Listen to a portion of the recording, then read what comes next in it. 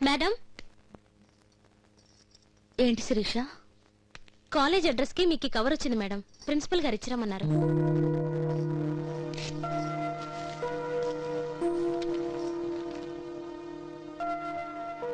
ఏమిటి మేడం? నేను అసలు జీవీకే షిప్పింగ్ కార్పొరేషన్ కి అప్లికేషన్ పెట్టలేదు. ఉద్యోగంలో చేరమని ఆర్డర్స్ పంపించారు. నాకేం అర్థం కావట్లేదు. ఒకవేళ మీ నాన్నగారికి జీవీకే రాజు గారికి ఏదో పరిచయం ఉండుంటుంది మేడం. అందుకే మీకు ఈ ఉద్యోగం వచ్చి ఉంటుంది. Good morning sir. Morning. Morning sir. Good morning. Hey beautiful. Good morning sir. No good mornings, I like good nights. అవును, నువ్వు కొత్తగా అపాయింట్ అయ్యాను. నా పేరు సత్య. ఓ సత్య. నీలో బ్యూటీ కాన్సెప్ట్ బలంగా ఉందే. కాదు, డ్యూటీ కాన్సెప్ట్. Heavy dialogue. ఈ జాబ్ కి ఎక్స్పోజింగ్ కావాలి. నీకు ఎక్స్పోజింగ్ ఇష్టమేనా? మీరేం మాట్లాడుతున్నారో నాకు అర్థం కావట్లేదు. అర్థం కావటం లేదా? అప్లికేషన్ లేకుండా, ఇంటర్వ్యూ కాకుండా నిన్ను మా నాన్నకి రికమెండ్ చేశాడే, వాడికి ఎక్స్పోజింగ్ చేయకుండానే ఇదంతా చేశాడంటావా? ఎవరు సార్? ఎవరో కూడా తెలియనంత మంది నిన్ను రికమెండ్ చేస్తారా? ఆ సూర్యం నీకెలా పరిచయం? That's enough. క్షణకాలం నీ కళ్ళల్లో కదిలిన కలవరం చాలు నాకు. ఆ సూర్యం నాకంటే అందగాడే కావచ్చు, కానీ అందాన్ని ఆస్వాదించే గుణం నాకు ఉంది. సారీ సార్, బ్రతుకు తెరువు కోసం వచ్చిన వాళ్ళం. ఇలా మాట్లాడడం మంచిది కాదు. రక్తాన్ని పీల్చకుండా జలగ వదలదు, అందాన్ని పిప్పి చేయకుండా ఈ చిన్నబాబు ఊరుకోడు. మీ నాన్నగారు నాకు సాయం చేశారు. అందుకే రాజాగారికి చెప్పి ఆయన ఎస్టేట్ లో నీకు ఉద్యోగం వచ్చేలా చేశాను. సూర్య గారు, ఆ, సూర్య గారు, ఏంటండి ఇది? మీకోసం ఇంత దూరం వస్తే కనీసం కప్పు కాఫీ కూడా ఆఫర్ చేయకుండా వెళ్ళిపోతున్నారు. ఇదేమన్నా నా ఎస్టేటా? నేను మీలాగా పనివాడిని.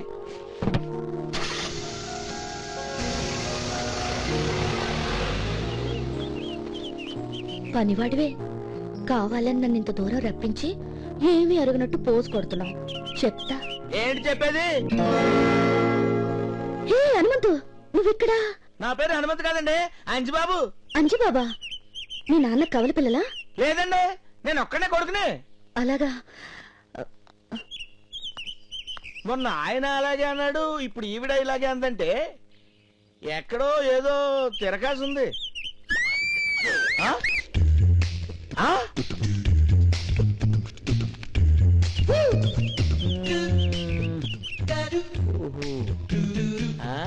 ఎవడ్రా నువ్వు? నీకు వరుసకు తమ్ముణ్ణి, మంగమ్మ కొడుకుని. ఓసే రావులమ్మా, ఇన్నాళ్ళు రత్తెనకాల పడింది ఈడే. నేను అనుకున్నాను చిత్త కొట్టావు. ఓసారి రారా.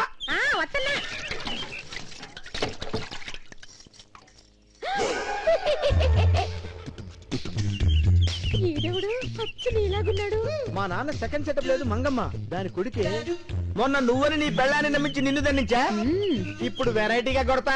ఏది కొట్టేది? నువ్వెవరో తెలిసిపోయిందిగా, ఇక నేను దుప్పట్లో కాలేస్తా. చచ్చినట్టేస్తావు.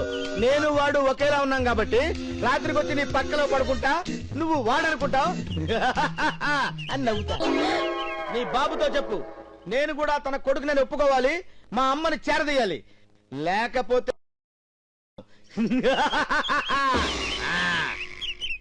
చచ్చి ఒక దాచిదాని కొడుకుని నా కొడుకంటే సత్యం ఒప్పుకోను. ఒప్పుకుంటే ఎలాగో చేస్తావా? అదేంటే ఇదెక్కడ కర్మే? వాడేమో ఒప్పుకోకపోతే నా పెళ్ళాన్ని పాడు చేసి అని నవ్వుతానంటాడు. పైగా మరిది మహాపాపం. ఏంటే ఏంటని అనేది? బావైతే పర్వాలేదా? చంపి పాతరాస్తా. మీరు వెళ్ళి పడుకోండి, వాడి సంగతి నేను చూసుకుంటా. పడుకోండి. ఎలా ఏటి ఫ్లాష్ బ్యాక్ లోకి వెళ్తున్నట్టున్నావు? తానాల గది గుర్తుకొస్తుందా? అది కాదే.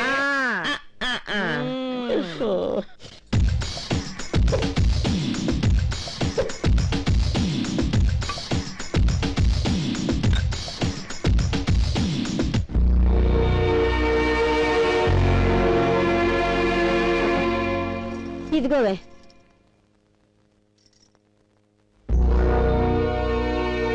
ఎవరే అమ్మాయి?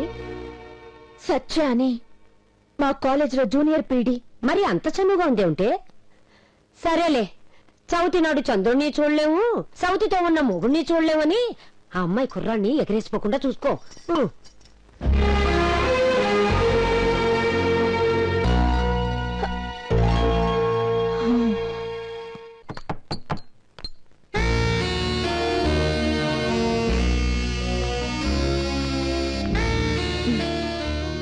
మర్యాదల తర్వాత ఎందుకొచ్చావు ఇక్కడికి? మళ్ళీ డ్రామా మొదలెట్టావా? మొన్న నాటకం మా నాన్న ఆడించాడన్నావు. ఈ డ్రామా ఎవరు ఆడిస్తున్నారు? ఈసారి ఎంతకి మాట్లాడి పంపారు నిన్ను? ఇదిగో బ్లాంక్ చెక్, నీ ఇష్టం వచ్చినాకే రాసుకో. కానీ శుభలేఖ మీద సూర్యం పేరు పక్కన నా పేరే ఉండాలి. చెక్కుల మీద సంతకం చేయగలవు గాని నా జీవితాన్ని శాసించలేవు. శాసించగలను. నేను తలుచుకుంటే చంపేస్తావా?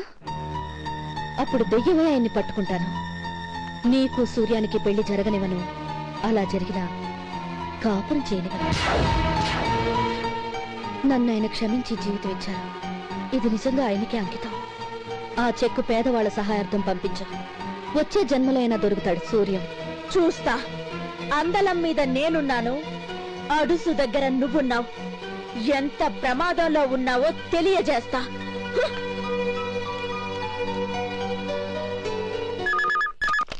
హలో, అలాగా నేను వస్తున్నాను. నమస్కారం సార్. నువ్వెందుకు వచ్చావు అక్కడికి? డబ్బు కోసం. మా మామని అడగమన్నానుగా. అదేంటండి, మిమ్మల్ని అడిగితే ఆయన అడగమంటారు, ఆయన అడిగితే మిమ్మల్ని అడగమంటారు. అది కాదే బాబు. మర్యాదగా డబ్బు ఇస్తావా లేకపోతే పెద్ద ఆయన చెప్పమంటావా? ఏంట్రా బ్లాక్ మెయిల్ చేస్తున్నావు?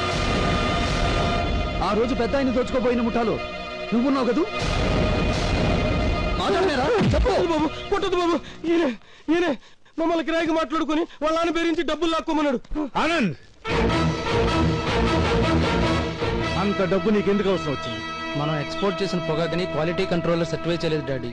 లంచం ఇస్తే గానీ పని జరిగేటట్టు కనపడలేదు. అందుకని అంటే మనం చైనాకు పంపిన పొగాకు తిరిగి వచ్చేసింది డాడీ.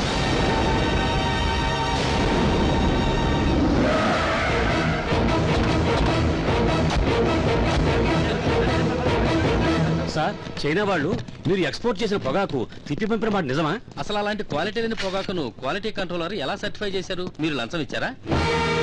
సార్, ఉత్తమ పారిశ్రామికవేత్త అవార్డు ఇచ్చారు కదా మీకు, ఇప్పుడు తిరిగి చేస్తాం. ఇది మన రాష్ట్రానికి దేశానికి సిగ్గుచేటు కదా. అయినా అంత క్వాలిటీ లేని మెటీరియల్ పంపించే ముందు దేశానికి ద్రోహం చేస్తున్నామని అనిపించలేదా మీకు? సార్, ఇక ఏ దేశం నుండి ఆర్డర్లు అందకపోతే పొగాకు పండించే రైతులంతా ఏం కావాలి? ఆత్మహత్యలు చేసుకోవాలా? సిగ్గుతో దేశం ముందు తలదించుకుంటున్నాను. ఎంత నష్టమైనా సరే నెంబర్ 1 టొబాకో కొని ఫ్రెష్ గా చైనాకు పంపించి వారి చేత శబాష్ అనిపించుకుంటాను.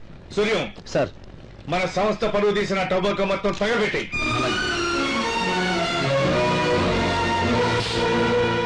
జస్ట్ 2 కోట్ల కోసం 90 కోట్ల మంది భారతీయుల ముందు నన్ను తల ఉంచుకునేలా చేశావు. నీ తండ్రిని నీ సంస్థని మోసం చేశావు. I hate you. Get out.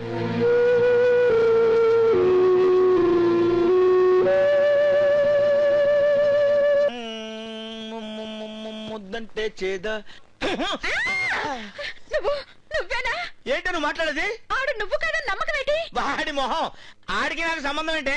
నేనే కదా నిన్ను ఓసే రావులమ్మా అని పిలిచేది. ఆడిని ఇట్టగా పిలవటం నేర్చుకుని ఉండొచ్చుగా. నువ్వు ఊరికి నశ పెట్టకే.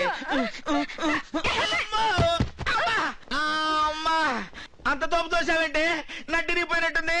ఏమో, ఒకవేళ నువ్వే ఆడయ్యి అంత అయిపోయాక అని అయ్యదో నువ్వు నవ్వేసావనుకో, నా బతుకు బస్ స్టాండ్ లో బజ్జీలు అమ్ముకోవటమేగా. అంటే అంటే ఆడెవడో తేలే వరకు నా బతుకు మాడాటైపోయినా? అంతేగా మరి. పడకా లే లే లే లే. అదేంటి? నిన్ను సచ్చినాడని. రేయ్, నీ ఎంత తేలుస్తాను, నీ ఎంత తేలుస్తా. ఏటదే అద్దులయ్యో. అన్నయ్య, ఏమిటమ్మా? ఈ టైంలో తన గదిలోకి ఎవరిని రానివ్వరు నాన్నగారు. ఎందుకని? బాధలో ఉన్నప్పుడు నాన్నగారు ఆయనతో పర్సనల్ గా మాట్లాడాలి. ఏమన్నా తిడితే బాధపడవుగా. తండ్రి లాంటి వారు. తిడితే దండం పెట్టొస్తా.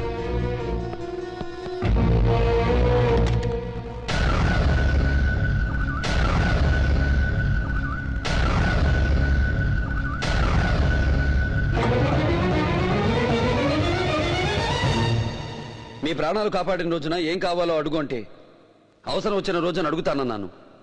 దానికి ఇదా సమయం? మిమ్మల్ని ఇలా చూస్తాననుకోలేదు. పరువుని ప్రాణం కంటే ఎక్కువగా భావిస్తాను. నేను మందు తాగడం ఎవరో చూడకూడదు అనుకున్నాను. నువ్వు చూశావు. మీ కొడుకు లాంటి వాడిని సార్. ఛీ, ఛీ!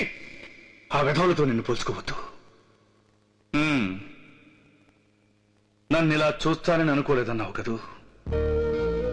మిస్టర్ సూర్యం, బాగా డబ్బు పేరు ప్రఖ్యాతులు సంపాదించిన వాళ్ళు జీవితంలో ఒకటి కోల్పోతారు. అదేమిటో తెలుసా?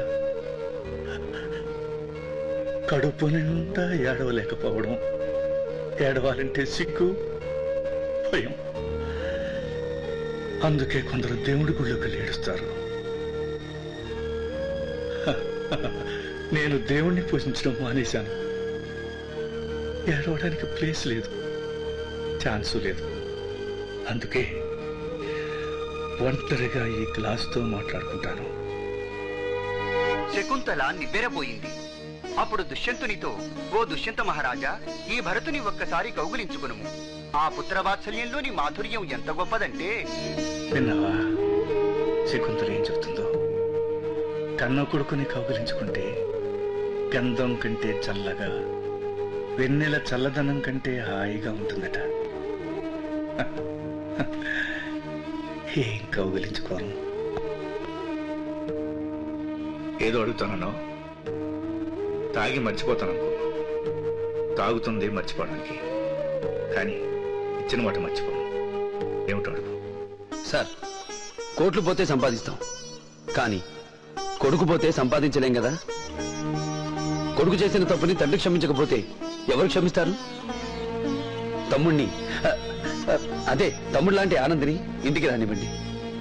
అదే నేను కోరుకునేవాను. నిన్ను ఒక వారం అడగాలనుంది. నిన్నొక్కసారి కౌగిలించుకోవాలనుంది.